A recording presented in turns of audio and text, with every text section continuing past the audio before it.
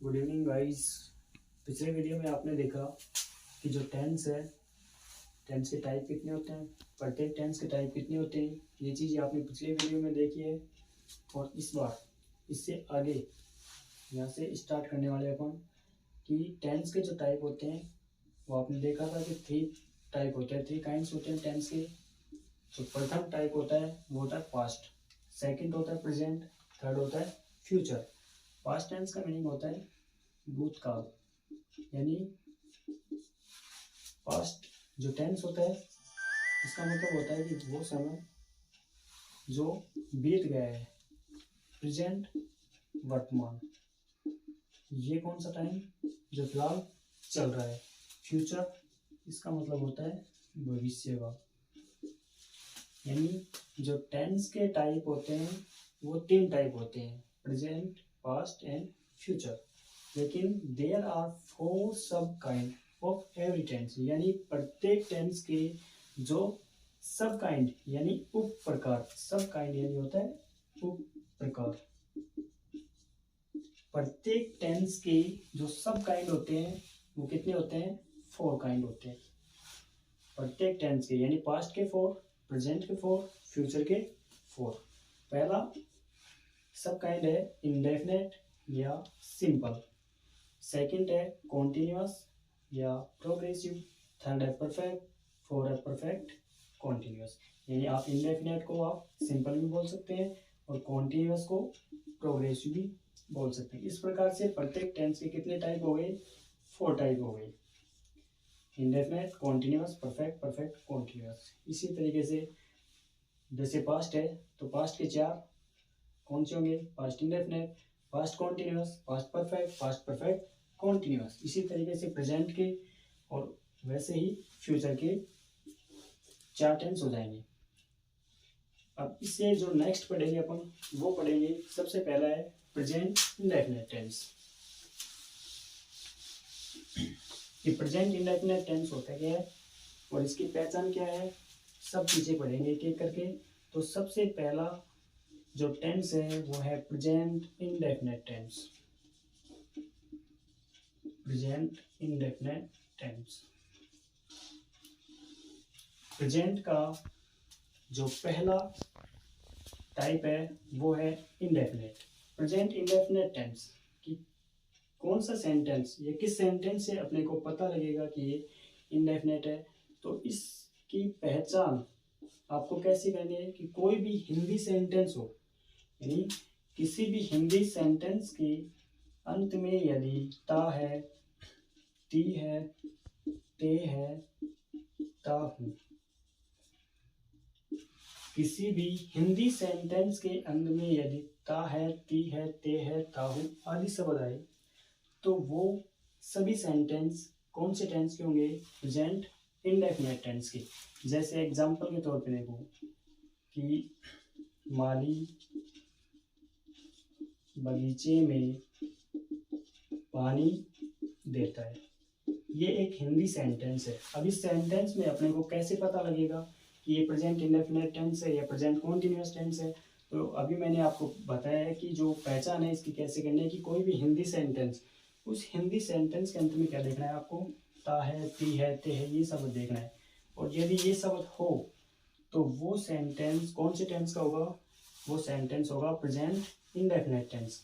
इसके अलावा देखिए जैसे मोहन क्रिकेट खेलता है। अब इसकी पहचान कैसे करोगे आप कि प्रेजेंट इंडेफिनिट टेंस है। इसकी पहचान भी सेम है कि ये हिंदी सेंटेंस है और हिंदी सेंटेंस के अंत में आपको क्या मिलेगा, ता है। ये देख आपने देखा कि पहचान ता है, ती है, ते है, ता हूं, ये शब्द यदि आपको मिले तो वह सेंटेंस प्रेजेंट इंडेफिनिट टेंस का होगा। इस टेंस की जो हेल्पिंग वर्ब यानी सहायक क्रिया, इस टेंस की जो हेल्पिंग वर्ब या सहायक क्रिया जो होती है वो होती है डू या डज। प्रेजेंट इंडेफिनिट टेंस की जो हेल्पिंग वर्ब होती है वो होती है डू या डज। डू जो हेल्पिंग वर्ब होती है वो हमेशा प्लूरल फॉर्म में होती है, जबकि डज हमेशा सिंगुलर फॉर्म में होती है। इसका मतलब ये है कि जो डू है यानी डू हेल्पिंग वर्ब हमेशा जो प्लूरल सब्जेक्ट होते हैं, कौन से सब्जेक्ट, प्लूरल सब्जेक्ट, जैसे कि दे, वी, यू, यानी ये जो प्लूरल सब्जेक्ट होंगे उन सभी के साथ में क्या आएगा, हेल्पिंग वर्ब डू लगेगी। जबकि सिंगुलर जैसे ही, सी, इट, इन सभी के साथ में कौन सी हेल्पिंग वर्ब का यूज होगा, डज का। लेकिन इसमें विशेष बात यह है कि इस टेंस का जो अफर्मेटिव सेंटेंस होता है, इस टेंस का जो अफर्मेटिव सेंटेंस होता है, अफर्मेटिव का मतलब होता है सकारात्मक वाक्य या साधारण वाक्य, कि इस टेंस का जो अफर्मेटिव सेंटेंस होगा उस अफर्मेटिव सेंटेंस में हेल्पिंग वर्ब यानी डू या डज, इस टेंस का जो अफर्मेटिव सेंटेंस होगा उस सेंटेंस में हेल्पिंग वर्ब यानी डू डज का यूज नहीं होगा। यानी प्रेजेंट इंडेफिनिट टेंस के अफर्मेटिव सेंटेंस में हेल्पिंग वर्ब का यूज नहीं होता। यदि हेल्पिंग वर्ब का यूज नहीं होगा तो इसके स्थान पर किसका यूज होगा, तो इसकी जगह पे वर्ब की फर्स्ट फॉर्म प्लस एस या ई एस का यूज होगा। सिंपल सा कंसेप्ट है कि जो अफर्मेटिव सेंटेंस होंगे, यानी आपको कैसे पता लगेगा कि ये अफर्मेटिव सेंटेंस है, यानी सेंटेंस के जो पहला टाइप होगा वो होगा अफर्मेटिव, और अफर्मेटिव जो सेंटेंस होते हैं उसकी जो शुरुआत होगी वो हमेशा सब्जेक्ट से होगी। सब्जेक्ट का मतलब होता है कर्ता, सब्जेक्ट का मतलब होता है कर्ता, और सब्जेक्ट या तो एक नाउन होगा या फिर प्रोनाउन। सेंटेंस में जो सब्जेक्ट होता है वो या तो नाउन होता है या प्रोनाउन, और ये हमेशा किससे पहले आएगा, वर्ब से पहले। जब भी वर्ब से पहले नाउन या प्रोनाउन आते हैं तो वो हमेशा सब्जेक्ट का काम करते हैं, और यदि वर्ब के बाद नाउन या प्रोनाउन आए, किसके बाद, वर्ब के बाद यदि नाउन या प्रोनाउन आए तो वो हमेशा किसका काम करेंगे, ऑब्जेक्ट का काम करते हैं। तो सिंपल सी बात है कि अफर्मेटिव सेंटेंस की शुरुआत हमेशा किससे होगी, सब्जेक्ट से होगी। इसमें देखिए भाई सबसे पहला सेंटेंस है अफर्मेटिव। अफर्मेटिव सेंटेंस का जो स्ट्रक्चर होगा कि आपको अफर्मेटिव सेंटेंस कैसे बनाने हैं, तो सबसे पहले इसका स्ट्रक्चर क्या होता है कि अफर्मेटिव सेंटेंस की शुरुआत हमेशा सब्जेक्ट से होगी। सब्जेक्ट के तुरंत बाद क्या आप हेल्पिंग वर्ब का यूज करोगे, हेल्पिंग वर्ब का यूज नहीं करना है। आपने अभी देखा कि जो अफर्मेटिव सेंटेंस होता है उसमें हेल्पिंग वर्ब का यूज नहीं होता, उसकी जगह पे किसका यूज होता है, वर्ब की फर्स्ट फॉर्म प्लस एस या ई एस का यूज। यानी सब्जेक्ट के तुरंत बाद हेल्पिंग वर्ब न आकर के किसका यूज होता है, वर्ब की फर्स्ट फॉर्म प्लस एस या ई एस, इसके तुरंत बाद आएगा ऑब्जेक्ट। ये स्ट्रक्चर होता है कौन से सेंटेंस का, ये स्ट्रक्चर होता है अफर्मेटिव सेंटेंस, जिसको हिंदी में बोलते हैं सकारात्मक या साधारण वाक्य। ये पहला सेंटेंस होगा अफर्मेटिव सेंटेंस। अब इसको आप बनाओगे कैसे, जैसे आपने अभी देखा कि मोहन क्रिकेट खेलता है, इसी सेंटेंस को यदि आप इंग्लिश में कन्वर्ट करोगे तो ये सेंटेंस कैसे बनेगा, यानी एग्जाम्पल के तौर पे देखिए कि मोहन क्रिकेट खेलता है। अब इस सेंटेंस में सब्जेक्ट क्या है, यानी आपने पढ़ा कि सब्जेक्ट या तो एक नाउन होगा या प्रोनाउन। अब इस सेंटेंस में देखो नाउन क्या है, सबसे पहला जो मोहन है ये नाउन है और ये सब्जेक्ट का काम कर रहे हैं यहाँ पे। तो यानी इस सेंटेंस में जो सब्जेक्ट है वो मोहन है, सब्जेक्ट के बाद में वर्ब, वर्ब का मतलब होता है क्रिया, क्रिया यानी किसी काम का होना। इस सेंटेंस में जो काम हो रहा है वो क्या हो रहा है, जैसे मोहन क्रिकेट खेलता है तो मोहन कौन सा काम कर रहा है, खेलने का काम। तो जो खेलने का काम कर रहा है यानी खेलना ही क्या है, वर्ब, यानी इसमें काम क्या हो रहा है, खेलना। तो खेलने का काम हो रहा है तो इसमें वर्ब क्या है, खेलना, ये क्रिया है। और बचा क्या अपने पास ऑब्जेक्ट, और ऑब्जेक्ट भी नाउन ही होता है। तो यहाँ पर ये क्रिकेट जो है ये ऑब्जेक्ट है। आपने स्ट्रक्चर तैयार किया कि मोहन क्रिकेट खेलता है, तो इसमें जो सब्जेक्ट का काम कर रहा है वो मोहन, और ये खेलना ये वर्ब होगी, तो क्रिकेट ऑब्जेक्ट हो गई। तीनों चीज़ें अपने पास कंप्लीट है। तो इस सेंटेंस को बनाओगे कैसे? सबसे पहले स्ट्रक्चर को देखिए। स्ट्रक्चर है कि सबसे पहले किसको लेके आओ? सब्जेक्ट को। तो सब्जेक्ट क्या है अपने पास? मोहन। तो सबसे पहले क्या लिखेंगे यहाँ पे? मोहन। ये सब्जेक्ट हो गया। सब्जेक्ट के तुरंत बाद क्या लाना है? वर्ब लानी है। तो वर्ब क्या है अपने पास? खेलना। तो खेलना की स्पेलिंग क्या होती है? प्ले।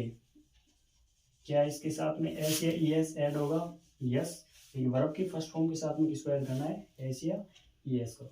लेकिन इन दोनों का कंसेप्ट अलग अलग है। एस का यूज अलग होता है, ई एस का यूज भी अलग होता है, वो अभी थोड़ी देर बाद देखते हैं अपन। तो मोहन प्ले, प्ले के साथ में एस या ई एस, इसमें लगेगा एस। अपने पास ऑब्जेक्ट क्या है? क्रिकेट। तो यहाँ पे लास्ट में हो जाएगा क्रिकेट। इसमें आपने क्या टू डेज का यूज किया? कहीं पर भी नहीं किया। क्यों नहीं किया? क्योंकि सेंटेंस कौन सा है अपने पास? Affirmative sentence. और अफर्मेटिव सेंटेंस में किसका यूज नहीं होता है? हेल्पिंग वर्ब का यूज नहीं होता है, जबकि उसके स्थान पे किसका यूज होता है? एस या ई एस का। अब देखिए एस या ई एस आपको कहाँ यूज करना है, कहाँ पे नहीं करना है, वो देखिए।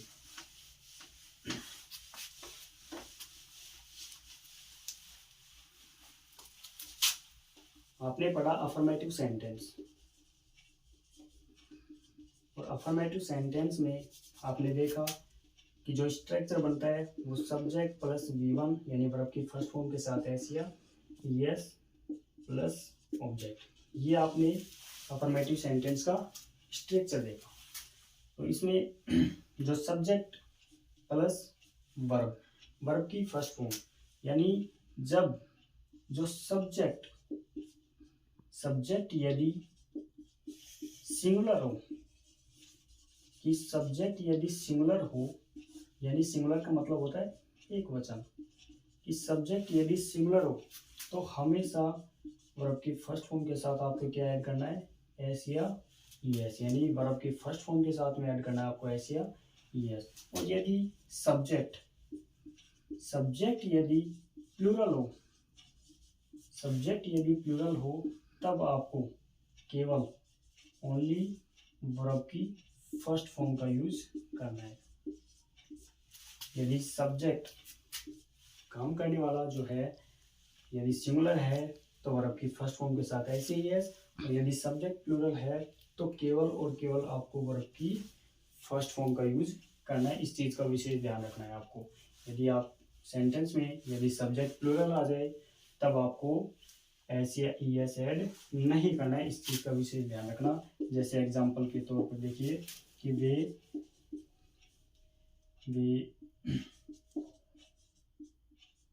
मैदान में फुटबॉल खेलते हैं। ये सेंटेंस है कि वे मैदान में फुटबॉल खेलते हैं। तो अभी सबसे पहले आपको पता करना है कि टेंस कौन सा है इसमें, तो वही पहचान है कि ते है आ रहा है, ता है, ती है, ते है। और जब सेंटेंस में होते हैं तो ये प्रेजेंट सिंपल टेंस हो गया। तो इसका स्ट्रक्चर ये अफर्मेटिव सेंटेंस का है। तो सबसे पहले जो सब्जेक्ट है इसमें क्या है? वे। तो इसकी स्पेलिंग क्या होगी? THEY, they. सब्जेक्ट हो गया। सब्जेक्ट के तुरंत बाद में क्या लगाना है आपको? वर्ब की फर्स्ट फॉर्म, यानी वर्ब क्या है इसमें? खेलना। तो PLAY। अब प्ले के साथ में क्या एस या ई एस ऐड होगा? अभी पता कर लेते हैं। यदि सब्जेक्ट सिंगुलर है तो वर्ब के साथ एस या ई एस, और यदि सब्जेक्ट प्लूरल है तो केवल और केवल वर्ब की फर्स्ट फॉर्म यानी एस या ई एस का यूज नहीं होगा। तो ये दे सब्जेक्ट है, तो ये सब्जेक्ट है तो सिंगुलर है या प्लूरल? यहाँ पर जो सब्जेक्ट है ये है प्लूरल, यानी जब सब्जेक्ट प्लूरल आए, यदि सब्जेक्ट प्लूरल आए तब आपको क्या करना है? केवल वर्ब की फर्स्ट फॉर्म। तो यहाँ पर जो वर्ब है वर्ब की फर्स्ट फॉर्म प्ले हो गया, इसके साथ में एस या ई एस ऐड नहीं होगा। ऑब्जेक्ट क्या है अपने पास में? फुटबॉल, ये ऑब्जेक्ट हो जाएगा। इन द प्लेग्राउंड, ये सेंटेंस कंप्लीट हो जाएगा इस तरीके से। ये होता है अफर्मेटिव सेंटेंस का स्ट्रक्चर, कैसे क्या बनता है मैंने आपको समझा दिया। यदि आपको समझ में आया तो इस वीडियो को लाइक जरूर करें। नेक्स्ट देखिए अफर्मेटिव नेगेटिव सेंटेंस। ये पहला टाइप था अफर्मेटिव का। इसके बाद में जो सेकंड टाइप होगा प्रेजेंट इंडेफिनिट टेंस का जो सेकंड सेंटेंस है वो सेकंड सेंटेंस होगा अफर्मेटिव नेगेटिव। सेकंड सेंटेंस है अफर्मेटिव नेगेटिव। इसका बोलते हैं साधारण नकारात्मक वाक्य।